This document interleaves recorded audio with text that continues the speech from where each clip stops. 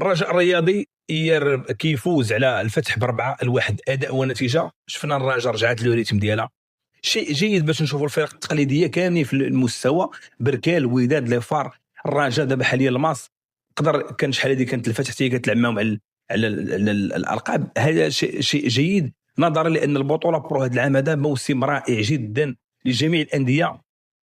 ابرز ما احسن حاجه في هذا الماتش هذا البيد ديال السرغات، ضربه بالاكستيريور دوزيام بوطو، فكرنا بالبيوت ديال كواريزما شحال هذه. هدف رائع، لكن الرجاء كيستحق الربح اداء ونتيجه.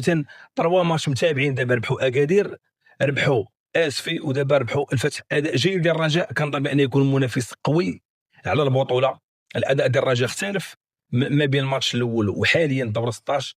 كنظن بان الرجاء يكون من اكبر المنافسين على لقب البطوله. الفتح الرتبه الثامنه 18 نقطه، فريق اللي كان جا من 3 ديال لي فيكتوار متابعين. ربح الوداد، ربح يعقوب المنصور، وربح الزمامره. الهزيمه مع الرجاء ما كتعنيش بان الفتح كان سيء.